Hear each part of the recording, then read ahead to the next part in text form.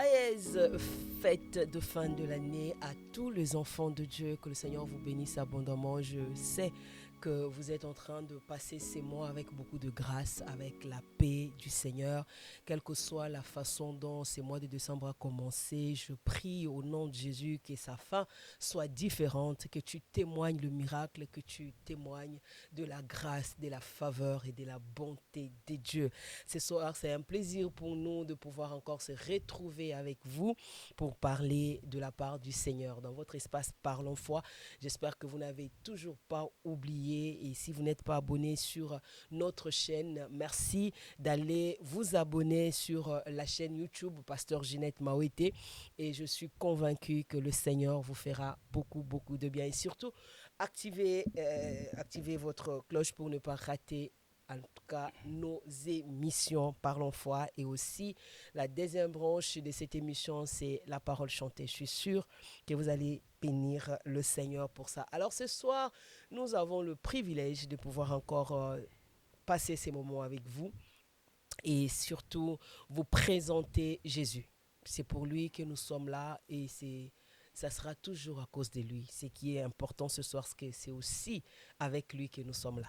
Que le Seigneur vous bénisse abondamment. Alors, je ne suis pas seul aujourd'hui, je suis accompagné d'un serviteur de Dieu. Déjà, je sais que son visage devient habituel de l'espace Parlons Foi. C'est une très grande bénédiction pour nous. C'est un homme de Dieu extraordinaire avec une connaissance de la parole de Dieu. Waouh! Et nous voulons bénéficier au maximum de la grâce de Dieu. Alors, il est le pasteur principal des églises Amour Éternel. Il est premièrement un enfant de Dieu, il est chrétien. C'est important de le signaler. Il est enseignant de la parole, et il est aussi époux et père de famille. C'est le mari de sa charmante épouse Glody Kouete, à qui je fais gros bisous. Il est père de deux magnifiques enfants, Lucas et Zoé. Gros bisous également. Alors ce soir, nous sommes avec lui pour partager un grand thème, et ce thème s'appelle la rédemption. La rédemption, pourquoi? Et je sais qu'il va nous expliquer. Nous allons lui dire bonjour et bienvenue. Bonjour pasteur, merci de me recevoir ici. Comment ça va, pasteur Odin? Ça va, C'est Dieu toujours nous un fait plaisir grâce. pour nous, en tout cas, de passer ces moments. En tout cas, c'est partagé, merci de m'avoir reçu. Gloire au Seigneur. La rédemption, pasteur Oui, Odin. la Quand vous rédemption. entendez la rédemption, à quoi vous pensez directement? Je pense à la richesse infinie de Dieu. Yes. Lorsque je pense à la rédemption, je pense à l'amour de Dieu, je pense à la faveur de Dieu, je pense au cœur de Dieu qui s'est manifesté afin de pouvoir sauver l'humanité. Ok. En fait, lorsqu'on parle de la rédemption, le mot rédemption signifie libération effectuée suite au paiement d'une rançon. D'accord. Et c'est très important que les gens comprennent, Mhm. pasteur, la rançon n'avait pas été payée à Satan. Ok. La rançon a été payée à Dieu. Ok. Pourquoi? Parce que le problème qu'avait l'homme, c'était avec son créateur. Ce Ok. n'était pas avec Satan. Ok. En fait, c'est un peu comme un père, vous êtes à la maison, vous partez au travail, vous dites à votre enfant, ne sors pas jusqu'à ce que je vais revenir. Mhm. Et finalement, un inconnu dit à votre enfant, voilà, tu peux sortir, ça va rien faire et tout ça. Si l'enfant sort, en fait, l'enfant n'aura pas de problème avec l'inconnu là, aura beaucoup plus de problèmes avec vous Son qui êtes père. le responsable, qui Ok. avez donné la directive. D'accord. Donc la directive avait été donnée par Dieu. Donc l'homme désobéit, donc a un problème avec son créateur. Donc D'accord. Jésus est venu afin de pouvoir donner sa vie, Mhm. payer de son sang, parce que le sang, c'est la seule monnaie qui compte dans l'économie de Dieu. Ok. En fait, le sang des boucs et des taureaux calmait des choses, couvrait des choses. Mais Jésus, son sang, n'est pas venu pour couvrir, est venu pour ôter. C'est pour cela, lorsque Jean-Baptiste l'a vu, a dit, voici l'agneau de Dieu qui ôte le péché du monde. Ok. Donc la rédemption, un projet divin. Et j'aime beaucoup le voir au travers des différents textes. Mhm. Lorsque vous lisez ce qu'on appelle le Pentateuque, Mhm. donc les Juifs appellent ça la Torah, donc les 5 premiers livres de la Bible que Moïse a écrit, vous avez premièrement le livre de Genèse. Mhm. Genèse nous parle du commencement. Au premier verset, la Bible dit au commencement Dieu, au commencement Elohim créa les cieux et la terre, les Mhm. Shamaïm et la terre. Alors, la particularité même de ce verset, c'est que Elohim, c'est la forme plurielle du mot Eloah. Ok. Donc, c'est Dieu, mais au pluriel. Mais le verbe qui suit, c'est créa. Donc, à la troisième personne du singulier. Dans la dimension grammaticale, c'est une erreur. Et ça nous montre déjà que Dieu transcende la dimension grammaticale. Yes. C'est-à-dire que Dieu, au travers de ce texte, nous montre ce qu'on appelle la pluralité dans l'unité. Dieu qui est un peut se manifester de diverses manières. Et donc, le dernier verset de ce livre de Genèse nous montre que Joseph a été mis dans un cercueil. Or, lorsqu'on parle d'un cercueil, on parle de la mort. Donc, prophétiquement, Dieu veut nous montrer que, au commencement, l'homme a donné les clés à Satan. Et à partir de cet acte, la mort a été introduite. Mais la bonne nouvelle pour tous ceux qui nous suivent, c'est que même si la mort a été introduite, on peut vivre Genèse, mais la vie ne s'arrête pas là. Ok. Il y a Exode qui arrive. Or, Yes. Exode nous parle de la rédemption, nous parle de la sortie, nous parle de la libération. De la Donc, quelle délivrance. que soit la délivrance, quelle que soit la mort qui peut prendre place dans votre vie, dans votre famille, dans votre maison, dans vos affaires, c'est possible de vivre la rédemption avec Dieu. Yes, yes, Donc, yes. après le livre de Genèse, on a le livre d'Exode qui nous parle de la sortie. Et après, on a le livre de Lévitique qui nous parle de l'adoration. Ok. Parce que Dieu ne nous libère pas pour nous laisser mener notre vie comme bon nous semble. Dieu nous libère pour que nous puissions lui appartenir. D'accord. En fait, pasteur, dans la vie, il sera toujours question d'une captivité. En fait, la question n'est pas de se demander est-ce que je suis captif ou pas. La question, c'est de se demander je suis captif de qui? Je suis captif de Dieu ou je suis esclave du monde? Chacun de nous est esclave de ceux qui a triomphé de lui. Donc, Ok. si c'est le monde qui triomphe en nous, nous sommes esclaves du monde. Mais si c'est Christ qui triomphe en nous, nous sommes esclaves de Dieu. Mais la particularité d'être esclave de Dieu, il faudrait que les gens comprennent. Vous savez, en Israël, pendant 6 ans, c'est-à-dire que chaque 7 ans, il y avait une possibilité de pouvoir libérer les esclaves. Ok. Ce qui fait que lorsque le sabbat arrive, c'est-à-dire le sabbat des 7 ans arrive, chaque maître est censé libérer l'esclave qu'il a. Mais le problème, c'est qu'avec le temps, on s'était rendu compte qu'il y avait beaucoup d'esclaves qui se sentaient bien auprès de leur maître. C'est-à-dire qu'ils se rendent compte que le maître, malgré le fait que je suis esclave, mais il me traite bien, il est bien avec moi, il me supporte, il m'aide. C'est comme si c'était vraiment une relation de frère, de sœur, etc. Alors, ces esclaves-là, à la fin justement de ces 7 ans, pouvaient accepter de rester esclaves. Là, ce n'était plus volontairement, ce n'était plus de l'esclavage forcé. C'était maintenant quelque chose qu'on accepte de notre propre gré. Le choix qu'on fait. Le choix qu'on fait. En fait, lorsque la Bible déclare que nous sommes esclaves de Jésus, en fait, c'est cette dimension-là. C'est-à-dire que nous n'avons pas été forcés, mais nous avons compris qu'il y a un maître qui m'aime plus que moi. Okay. Il y a un maître qui me supporte plus que moi-même je me supporte. Okay. Alors, au lieu de pouvoir me passer de lui, je vais rester avec lui. Parce qu'il est mon maître, mais il m'aime plus que moi. Ouais. C'est-à-dire qu'il veut mon bonheur plus que ce que moi je veux pour moi-même. Donc, c'est vraiment cet amour que nous pouvons ressentir lorsque nous sommes auprès du Seigneur. Donc, parler de la rédemption, je sais qu'on va aller un peu plus loin, mais c'est vraiment une richesse que Dieu accorde à tous ceux qui peuvent croire au Seigneur Jésus-Christ. C'est vraiment une richesse que Dieu accorde à tous ceux qui peuvent croire, qui veulent et décide de donner et d'accepter la vie que Jésus nous a offerte. Pasteur Rodin, vous avez parlé de la monnaie économique des dieux. Vous avez dit que c'était les sons. Mais quelque part, avant qu'on continue sur avant que je revienne à une question sur l'adoration, tu me connais des questions. Ça naît. Alors, quelqu'un va dire, mais non, c'est n'importe quoi. Moi, mon pasteur m'a dit qu'il y a aussi les hôtels, les sacrifices que je pose sur l'autel qui peut faire marchander des choses dans le monde spirituel. Dans l'économie des dieux, il n'y a pas que le sang. Il y a la somme que je peux poser sur l'autel.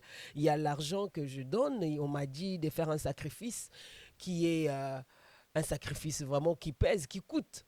Mais comment pasteur Rodin peut nous dire qu'il n'y a que les sangs qui fait partie de l'économie des dieux, qui est la monnaie économique des dieux? Voilà, c'est important de préciser ça. En fait, le sang, c'est la seule monnaie qui fonctionne dans l'économie de Dieu concernant le salut. Et on ne Ok. peut pas être sauvé au travers de nos œuvres. En fait, les œuvres ne nous sauvent pas. En fait, même en étant chrétien, lorsqu'on fait des mauvaises œuvres, cela vient détériorer notre communion avec Dieu. Mhm. Mais les bonnes œuvres ne nous rapprochent pas de Dieu. Exact. Ce qui nous rapproche de Dieu, c'est le sang. De C'est pour Jésus. cela, le sang de Jésus. C'est pour cela, quand vous regardez le livre de Lévitique, vous allez voir qu'il y a plusieurs types de sacrifices. Mm. Vous en avez pratiquement 5. Premièrement, le sacrifice d'Holocauste. Mm. Ça, c'était donné entièrement. Personne ne pouvait manger ça, ni le sacrificateur, ni celui qui vient offrir. Donc ça, c'est l'image de Christ qui s'est offert au Père. Deuxièmement, on avait l'offrande du péché, concernant le péché. Le péché qui est l'image de l'arbre, qui peut produire des fruits des péchés. Donc, il y avait l'offrande pour le péché, mais il y avait aussi le sacrifice pour les péchés. Et ensuite, il y avait ce qu'on appelle l'offrande de gâteau. Ça, c'est l'image de la communion. Hein, la communion qu'on peut avoir avec Christ. Et ensuite, il y avait aussi l'offrande de prospérité. En fait, il y a plusieurs types de sacrifices et d'offrandes, mais la seule monnaie qui compte dans l'économie de Dieu pour que nous puissions être sauvés, c'est le sang de Jésus qui a été versé Alors, à Golgotha. parmi les plusieurs types d'offrandes, est-ce qu'il y a une offrande aujourd'hui qu'un humain peut faire pour recevoir une faveur de la part de Dieu? Est-ce que Dieu, pour qu'il bénisse un de ses enfants, a besoin que son enfant bâtisse un hôtel qui lui a coûté peut-être cher? Ça, c'est important de comprendre. L'œuvre de Christ est une œuvre parfaite, accomplie, réalisée. Yes. Aucune chose que nous pourrons faire viendrait pour pouvoir compléter ce que Jésus a fait. L'apôtre Paul dit, ceux qui manquent aux souffrances de Christ, je l'achève dans ma chair. Okay. En fait, il ne parle pas de l'œuvre salvatrice. Il parle du fait que Jésus n'a pas été partout. Jésus, dans son ministère terrestre, il n'est pas parti partout. Mais l'apôtre Paul, avec ses différents voyages, il est parti là où Jésus n'a pas mis ses pieds en tant qu'humain sur la terre. Mais concernant l'œuvre salvatrice, tout a été accompli. Maintenant, le problème, c'est que Dieu, dans sa manière de fonctionner, il y a deux types de causes. Il y a une cause qu'on peut appeler une cause méritoire. Mais il y a une cause qu'on peut appeler une cause qui constitue un moyen. Okay. Une cause méritoire signifie que vous faites quelque chose parce que vous avez fait, vous devez mériter quelque chose d'autre. Avec Dieu, ça ne marche pas. Pourquoi? Parce que tout ce que nous recevons de Dieu, c'est le fruit de la grâce. Maintenant, le problème, c'est que dans la grâce, Dieu peut vous conduire dans une cause instrumentale. Okay. C'est-à-dire que Dieu vous fait grâce, mais ça va se manifester en appliquant un moyen. D'accord. C'est ainsi que dans votre vie, vous allez vous rendre compte que vous avez plusieurs défis, mais Dieu peut vous conduire à jeûner pendant 3 jours. Lorsque vous jeûnez, cela va vous emmener à déclencher un miracle. Ce n'est pas le jeûne qui déclenche le miracle. C'est Dieu qui déclenche le miracle, mais c'est l'obéissance dans la voie que Dieu a tracée au-devant de vous. Okay. En fait, là, c'est une cause instrumentale. Malheureusement, les gens maintenant confondent. Lorsqu'ils jeûnent, ils voient que les portes s'ouvrent, ils commencent à chanter comme les Congolais, « Nzamba ba genou nangai ». C'est-à-dire qu'il a comme l'impression que ce sont les genoux, ce sont les genoux qui lui ont donné ça. Il oublie le Dieu qui a donné le moyen par lequel il doit recevoir. Okay. En fait, si vous ne, ce n'est pas parce que vous avez jeûné que vous avez reçu. Mais si vous ne jeûnez pas, vous n'allez pas recevoir. Okay. C'est-à-dire que Dieu met un moyen. À vous de suivre le moyen. Mais une fois que vous suivez le moyen, vous recevez, il faudrait que vos yeux soient focalisés sur celui qui a initié le moyen et non pas sur le moyen qui vous a permis d'avoir quelque chose. Okay. Donc, okay. Dieu, il nous donne par grâce, mais dans sa manière de fonctionner, il peut nous dire, regardez les 10 lépreux. Jésus les voit, il dit, ok, vous allez aller vous présenter au sacrificateur. Or, lorsque vous lisez le livre de Lévitique, vous allez voir qu'on se présente au sacrificateur pour que lui puisse constater la guérison. Mais Jésus dit à ces gens d'aller. Ils pouvaient se dire, mais on est encore lépreux. Hein, nous sommes encore malades.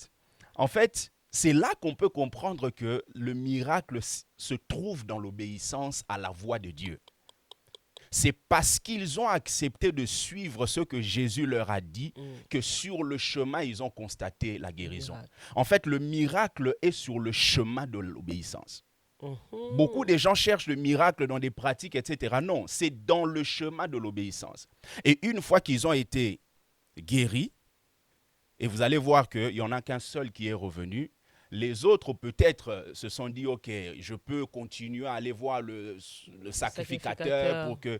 Non, parce que le sacrificateur, lui, il constate.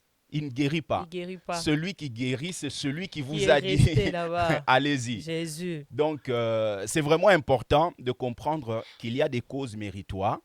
Dans la nouvelle alliance, on ne mérite pas. Qu'as-tu que tu n'aies reçu? Si tu l'as reçu, pourquoi tu glorifies-tu comme si tu ne l'avais pas reçu?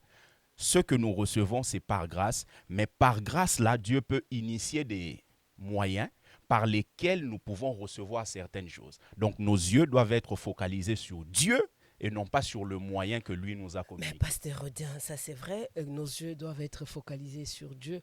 Mais c'est parce que vous nous dites, vous, nos pasteurs à l'église, et tu sais déjà que sur cette chaise, je ne suis pas pasteur, je suis par contre fidèle de l'église Parlons Foi, oui. Et aussi porte-parole de tous ceux qui nous suivent derrière la caméra. Alors, mais on n'a pas l'impression d'avoir la connaissance sur ce que Christ a réellement fait. Comme tu as dit tout à l'heure que l'œuvre salvatrice, elle est complète, elle est parfaite. Oui. Et il n'y a rien à ajouter, mais c'est pas ce que vous nous dites. On a comme l'impression qu'aujourd'hui, il y a une forme de transaction qu'on doit faire. Il y a une forme de transaction, ça veut dire on donne pour recevoir de la part de Dieu. C'est-à-dire on est face à un Dieu, si je ne lui donne pas, il ne fait rien pour moi. On est face à un Dieu, on dirait, qui nous impose une souffrance quelconque. On s'est dit, à un moment donné, mais si c'est par la grâce qu'on obtient tout, si c'est parce qu'il nous aime, qu'il nous donne, pourquoi on doit tant souffrir pour recevoir quelque chose de la part du Seigneur? Est-ce qu'on va dire c'est une mauvaise compréhension de notre part ou le problème, c'est le message n'est pas transmis, n'est pas bien, ou c'est un problème de transmission en fait de message? Oui, c'est vrai que dans le corps du Christ, il y a beaucoup de réalités et il y a beaucoup de différences. Beaucoup de différences. Nous ne prêchons pas tous de la même manière, nous n'enseignons pas tous de la même manière. Mais ce qui est sûr, c'est que dans nos messages, Christ doit être vu. Lorsque vous regardez le tabernacle, vous allez voir le tabernacle, pour ceux qui nous suivent, c'est la maison de Dieu portative que Dieu a demandé à Moïse de pouvoir construire dans le désert. Et le tabernacle, il y avait plusieurs compartiments. Il y avait les parvis, un peu la cour, et il y avait le lieu saint et le lieu très saint. Dans les parvis, il y avait pratiquement de l'airain, parce qu'il y avait la cuve d'airain, là où les sacrificateurs se lavaient les mains et les pieds avant de pouvoir faire le travail. Dans le lieu saint, il y avait pratiquement de l'argent comme matière. Et dans le lieu très saint, il y avait de l'or. Alors, lorsqu'on commence avec les parvis, dans les parvis, il y a de l'airain. L'airain nous parle de la purification. Donc, la première des choses, nous devons passer par le jugement. Ok. L'airain parle de la purification, parle aussi du jugement. Et ensuite, une fois qu'on passe par le jugement, on obtient la rédemption. Ça, c'est l'argent dans le lieu saint. Ok.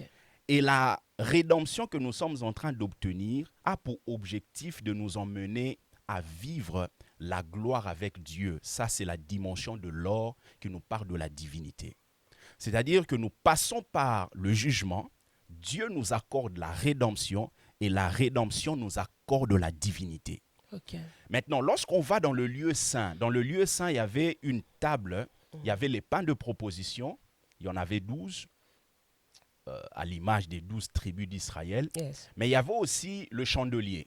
Or, le chandelier avait 7 branches et devait être allumé. Vous allez vous rendre compte que les pains étaient sur la table, mais il fallait que le chandelier puisse être allumé pour que nous puissions voir le pain. Or, lorsqu'on lit les évangiles, on nous montre que Jésus est le pain de vie. Yes. Nous sommes appelés la lumière du monde. C'est-à-dire qu'au travers de ce que nous faisons, que ce soit pasteur, que ce soit frère, sœur à l'église, l'objectif, c'est de pouvoir éclairer les pains.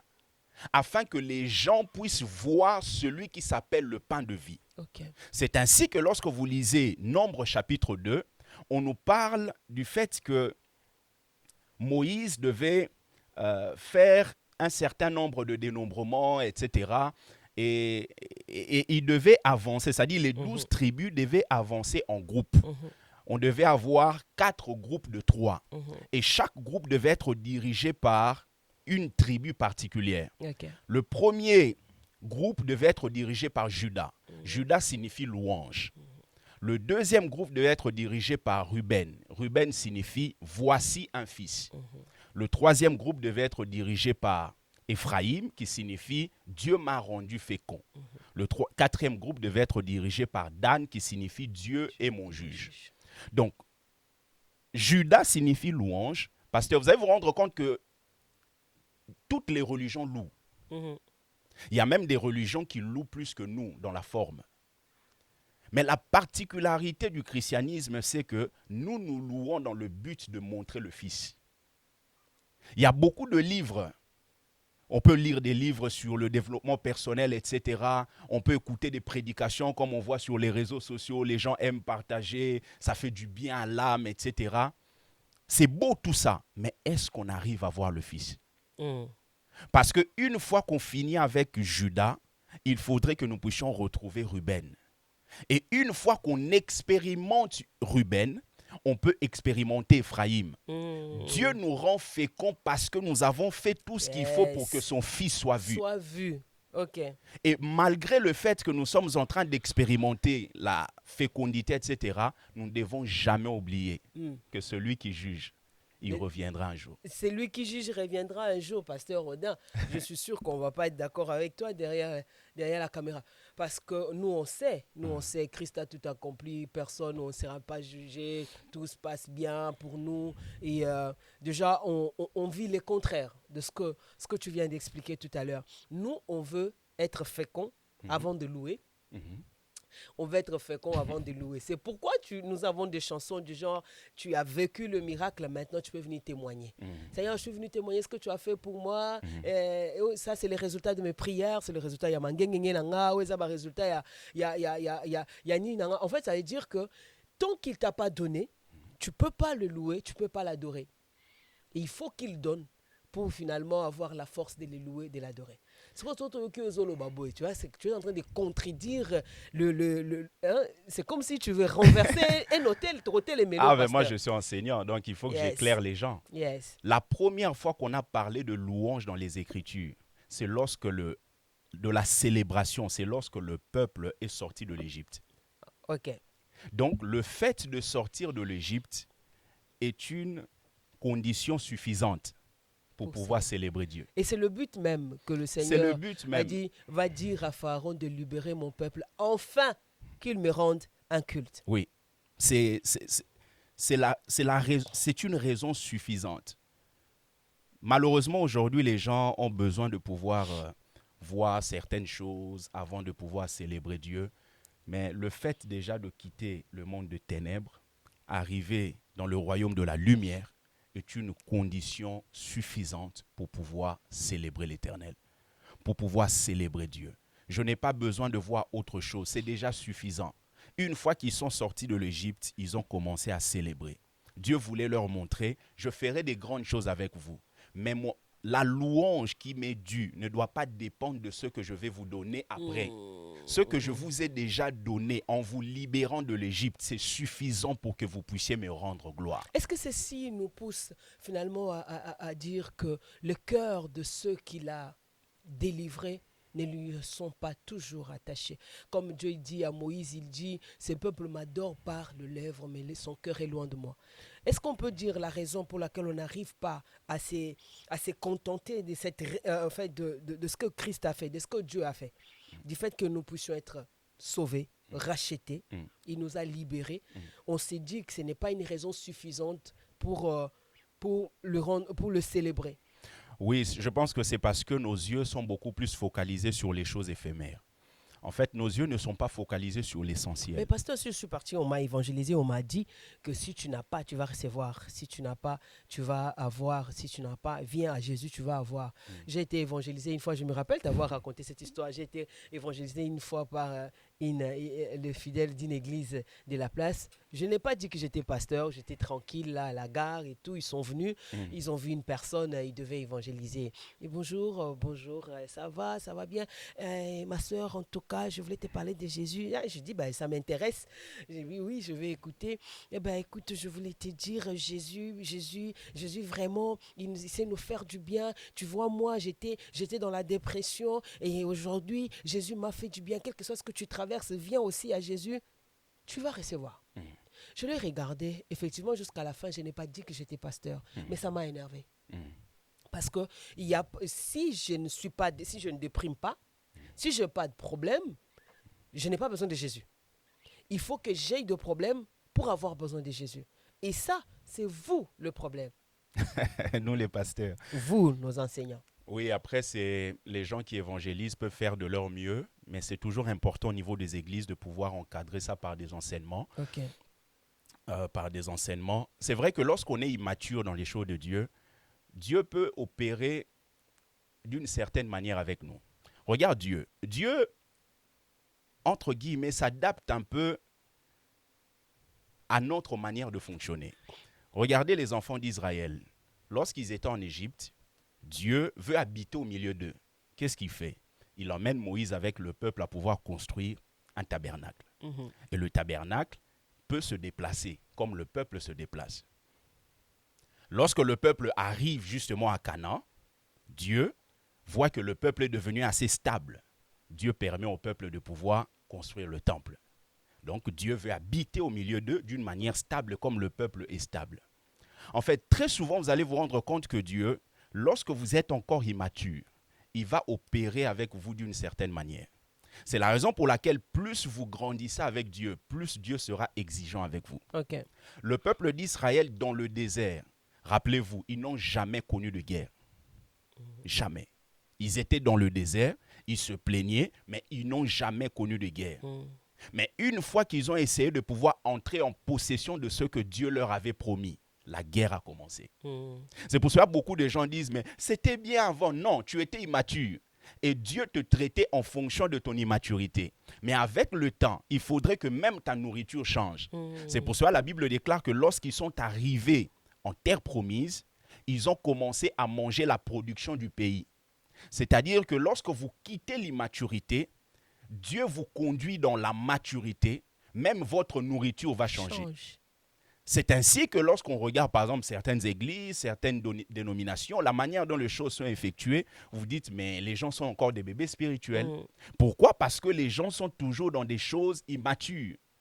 Avec Dieu, il faut chercher à croître, chercher à avancer. C'est pour ça l'apôtre Paul, lorsqu'il écrit, par exemple, il écrit, on dit que c'est Paul qui a écrit l'épître aux Hébreux. Vous allez voir qu'à un moment, il dit, vous qui vous êtes encore immature, etc. Quand il parle même aux Corinthiens, vous allez voir qu'à un moment, il se comporte comme quelqu'un qui veut défier les chrétiens pour leur donner quelque chose de solide, de la viande. C'est-à-dire qu'il y a des enfants qui sont... Voilà, la nourriture solide. Ils sont habitués avec le lait, etc.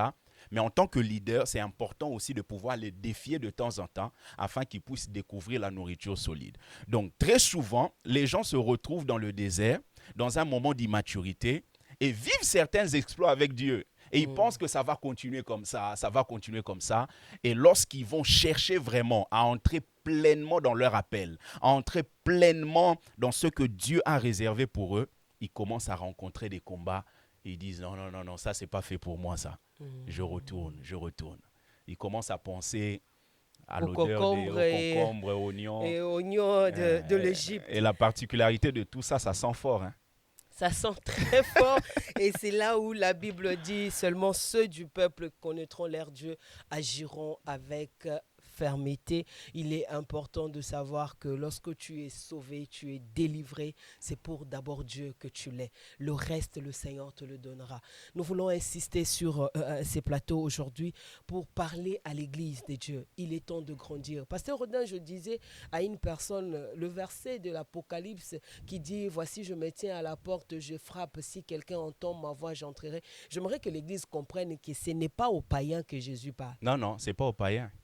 Jésus s'adresse à l'Église. C'est à l'Église que Jésus s'adresse. Ce n'est pas aux païens. Parce que vous avez l'impression que c'est des versets pour évangéliser avec. Non, c'est à l'Église. Ça veut dire que l'Église doit continuer à grandir, doit continuer à nourrir sa relation avec Dieu. Il dit, si tu ouvres, si tu acceptes d'ouvrir, il entre et il va souper avec toi, il va dîner avec toi. Mais le reste, si tu ne ouvres pas, il ne forcera pas la porte. Non, il ne forcera pas. Il ne forcera pas la porte. Malheureusement, pasteur, beaucoup de gens s'attachent à des choses matérielles. Regardez par exemple dans la société dans laquelle nous sommes, par exemple, travailler, c'est une richesse. Dieu a maudit le sol, mais il n'a pas maudit le travail.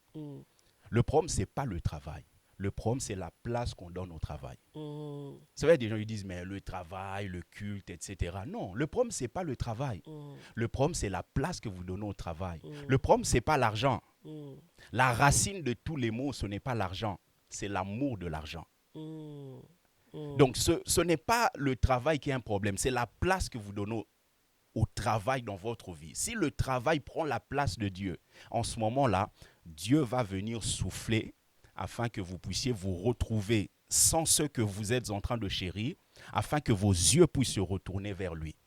En fait, j'aime beaucoup l'histoire de Jonas. Jonas, un homme particulier, pasteur. Dieu, moi, je l'aime beaucoup. Hein. Avec Jonas, on se dispute beaucoup dans son livre et puis on s'entend, je le comprends. Jonas, Dieu l'appelle afin qu'il puisse aller évangéliser Ninive. Ninive, c'est la capitale de la Syrie. Et la Syrie, ce sont eux qui ont eu à déporter les Juifs, etc. Et la particularité des Assyriens, c'est qu'ils avaient un concours. Et ce concours consistait à appeler les enfants. C'est-à-dire que celui qui va garder l'enfant le plus longtemps en vie, c'est celui-là qui va gagner. Donc Jonas, il connaissait tout ça. Il savait que ces gens-là, ils nous font souffrir d'une manière extrême. Ils sont très méchants. Et Dieu lui dit d'aller là-bas. Et Jonas, il fuit. Et la Bible dit que Jonas descend. C'est-à-dire qu'il vit une certaine dégradation spirituelle. Et à un moment, Jonas, il vit un certain nombre de choses. Il rentre dans le ventre du poisson, etc. Et il finit par aller à Ninive. Quand il prêche, toute la nation se convertit. Toute la nation se répand. Mais Jonas n'est pas content. Jonas n'est pas content. Jonas dit non, c'est pas possible. C'est un serviteur de Dieu bizarre, Jonas. Bizarre. Jonas il s'énerve, il dit mais c'est pas possible.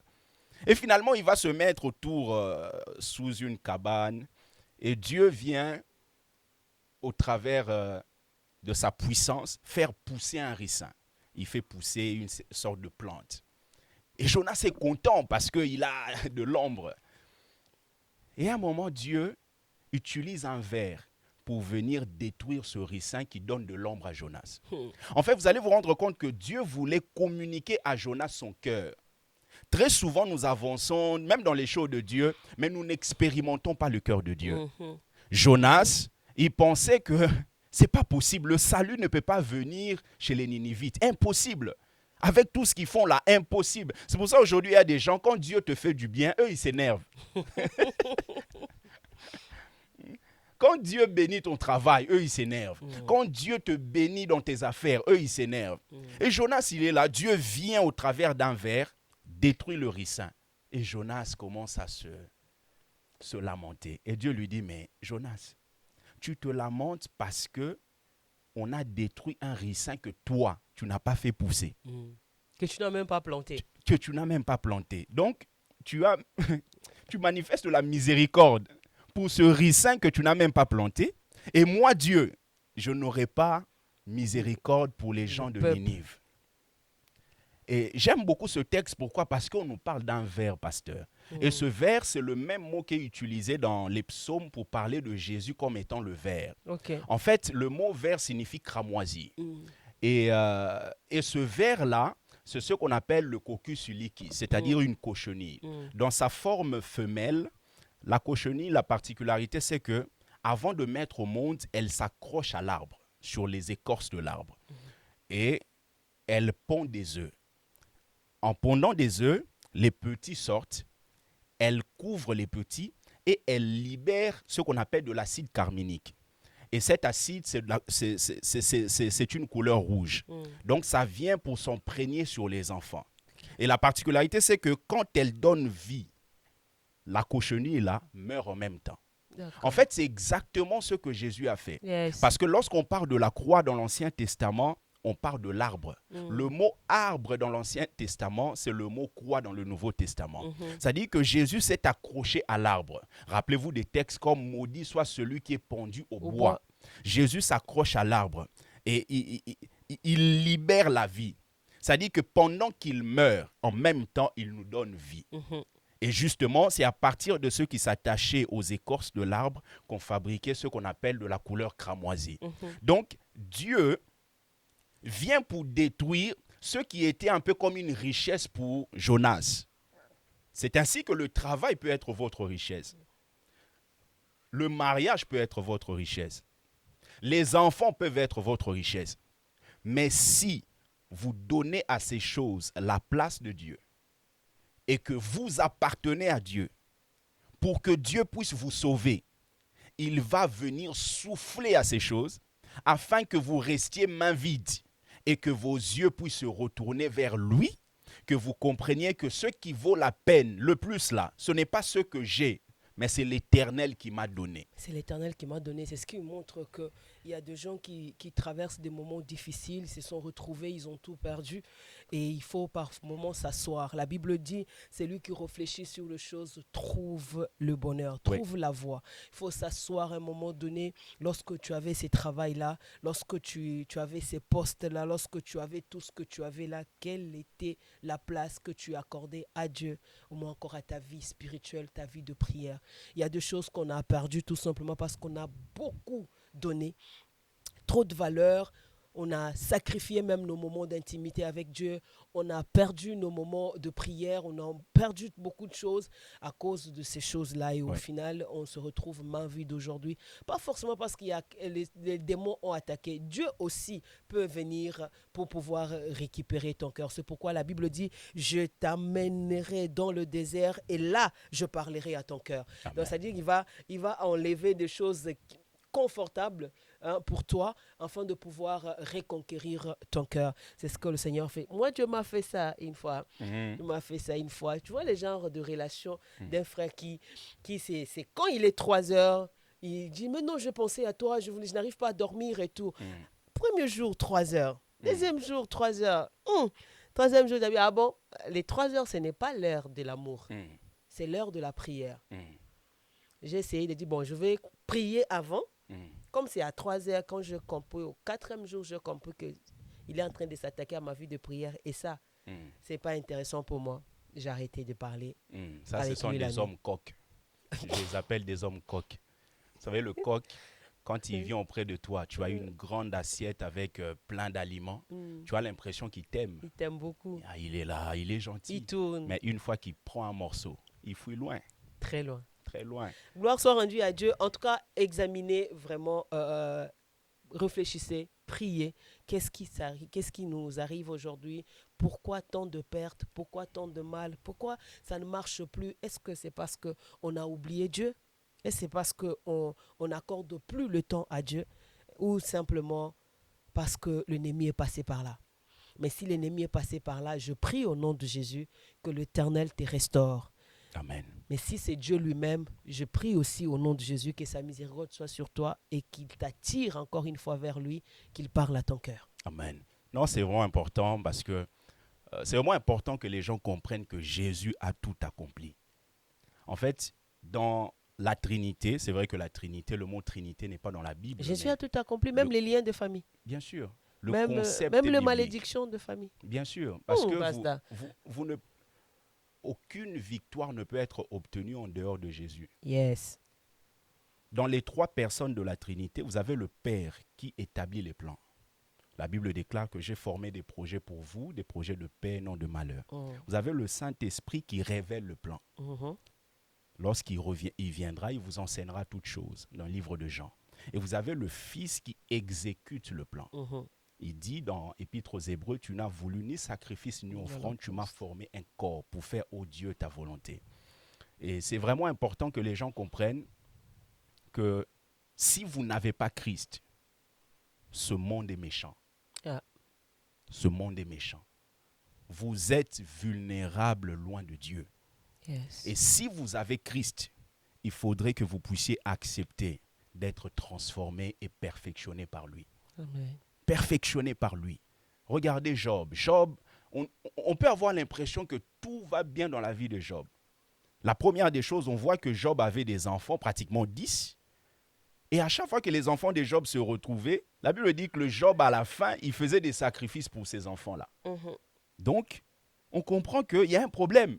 Soit Job n'a pas bien enseigné ses enfants, Mhm. ou soit Job a enseigné ses enfants, mais les enfants ne suivent pas ce que Job a dit. Parce qu'ils font des fautes, ça veut dire qu'ils ont une certaine maturité. Mhm. Et s'ils font des fautes, ce sont eux qui doivent aller offrir. Mais finalement, c'est Job qui doit le faire. Mais vous allez vous rendre compte que Job, au début, il dit, l'Éternel a donné, quand il a tout perdu, là, les enfants et tout ça, il dit, l'Éternel a donné, l'Éternel a repris, que son nom soit glorifié. Mais le même Job, là, à un moment, il maudit le jour de sa naissance. Commence à se plaindre.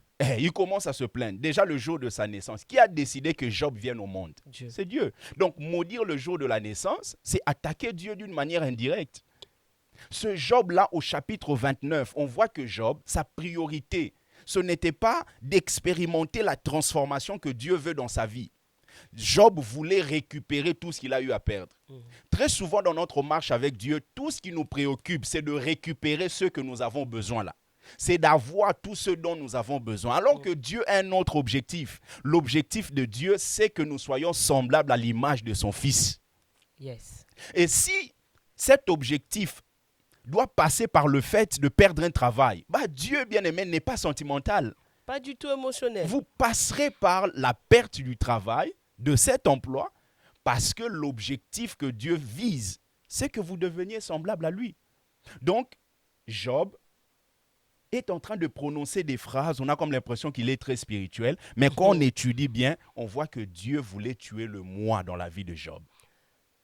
Il voulait tuer le moi. Job, c'était moi, c'était moi, c'était moi. Quand vous lisez chapitre 29, vous voyez que Job, il parle, il y a plusieurs fois, Job, il mentionne le pronom personnel je.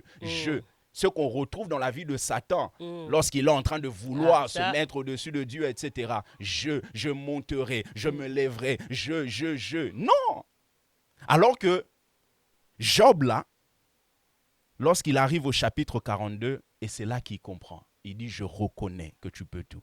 C'est-à-dire que tu peux même ôter certaines choses dans le but de transformer ma vie. Je pense qu'il a commencé à comprendre au chapitre 38. Par contre, lorsque Dieu lui pose la question, Dieu dit, tu sais, moi j'attendais, quand j'ai étudié ces livres, je me disais, c'est sûr, lorsque Dieu va venir dans la vie de Job, il va dire, bon, écoute mon fils, je sais, assis-toi, je vais t'expliquer ce qui s'est passé. Je me disais, le Seigneur va dire, écoute, tu sais que je voulais montrer au diable que toi, tu m'appartenais. Mais non, il dit, toi, tiens-toi là, je te poserai des questions et tu m'expliquerais. Voilà. C'est là que je me rends compte que c'était par rapport à l'attitude de Job. Bien sûr. Face à ses amis, il voulait prouver son innocence, il voulait montrer à tout le monde qu'il n'a pas mérité ce qui lui arrivait. Et du coup, il ne savait pas qu'à ces moments-là, il est en train de dresser un mur qui va énerver Dieu finalement, qu'il vienne l'expliquer, la puissance de la création. Wow. Dieu apparaît au chapitre 38, il explique à Job ce qu'il a fait et ce qu'il est. Ce qu'il est capable de faire. Il explique à Job qu'il est capable de faire enfanter une biche. Ce que Job ne sait pas. Il dit, mais quand moi je traçais les limites, est-ce que toi tu étais là? Église, il est vraiment important, il est très nécessaire de laisser Dieu être Dieu dans nos vies. Amen. Laisser Dieu être Dieu dans nos cœurs. Laisser-le diriger des choses. Tout ce que tu vois, un jour, nous le regarderons de derrière. C'est vrai, aujourd'hui, on se rend compte qu'on court derrière tout et bim, on part, on laisse tout. Alors, il faut vivre utile, il faut vivre pour de bonnes raisons. L'objectif à poursuivre devait être Jésus en tout et tout. Pasteur Rodin, c'est magnifique ce thème. Et je n'ai pas envie d'arrêter, mais c'est la télé. En tout cas, c'était très bien. Nous sommes bénis ce soir. Amen. Que le Seigneur te bénisse abondamment. Amen. Moi, je sais que tu es un enseignant extraordinaire. Voilà pourquoi Parlons Foi te prend en otage. Et on sait qu'on va revenir encore. Je tiens à préciser aussi que Pasteur Rodin est responsable. Il est le pasteur principal de l'église Amour Éternel, située sur... À Noisiel. c'est à Noisiel, au numéro... 21 Grande Allée du 12 février 1934, Noisiel. Noisiel. Alors, donc, on a nos cultes à partir de 13h. Dimanche, et il y a un culte de la semaine aussi. La semaine, le jeudi, à partir de 19h. À partir de 19h jusqu'à 21h. Jusqu'à 20h30. Jusqu'à 20h30. Et le dimanche jusqu'à 15h30 au plus tard. En tout cas, tu n'as pas une église, nous t'invitons, viens encore connaître en profondeur. Je suis sûr que vous êtes en train d'aimer sa manière de prêcher et surtout d'enseigner la parole de Dieu et vous ne serez pas déçus. Venez être nourris. Il est aussi important de trouver une très bonne église pour grandir. Par moments, on est fatigué des enfantillages sur le milieu ecclésiastique. C'est épuisant. Il faut grandir. Lisez la Bible, étudiez la Bible et le Seigneur ne manquera pas de vous faire du bien. Pasteur Rodin, merci. Oui. Merci pasteur de m'avoir reçu. Merci à tous ces bien-aimés qui ont eu à suivre avec beaucoup de sérieux, ce que nous venons de dire avec beaucoup de sérieux. Et c'est un thème très profond, très important. C'est vraiment important que nous comprenions que Christ n'est pas venu faire du tourisme. Yes. Christ est venu afin que nous puissions être libérés de l'emprise du péché. Yes. L'emprise du péché. Le péché, c'est un poison qui enferme l'homme dans le mal. Et vous pouvez attaquer ça avec des résolutions à la fin de l'année. À un moment donné, vous allez vous rendre compte que c'est un travail qui ne finit jamais. Mais lorsque vous acceptez Christ, lui, il vient pour pouvoir vous transformer de l'intérieur. C'est pour ça que vous allez voir que même la loi ne pouvait pas changer l'homme. Yes. La loi venait de Dieu, mais la loi ne pouvait pas changer l'homme. Même la loi en question était écrite sur des tables. Or, les tables, c'est à l'extérieur de l'homme. Mais dans la nouvelle alliance, Christ ne vient pas habiter à côté de nous. Il vient habiter à l'intérieur de nous, afin de nous transformer de l'intérieur, afin que cela soit davantage visible à l'extérieur. En tout cas, que Dieu vous bénisse. Bénisse Parlons Foi. Amen. Et que cette émission soit toujours une source de bénédiction pour plusieurs. Merci à vous tous. Merci de nous avoir suivis. Que le Seigneur Dieu vous bénisse abondamment. J'espère que vous avez quand même retenu quelque chose de la part de Pasteur Rodin. Vous avez compris que Jésus-Christ devait être le centre de tout, le but poursuivi d'ailleurs, pour pouvoir vivre mieux sur cette terre. Je disais, vivez, mais vivez utile. Un grand merci à vous tous. Restez branchés à cette émission Parlons Foi et j'aimerais dire un grand merci au grand Manitou, l'empereur 4K, pour la réalisation et la production de ces programmes Parlons Foi. Que le Seigneur Dieu vous bénisse et moi je vous dis à très bientôt.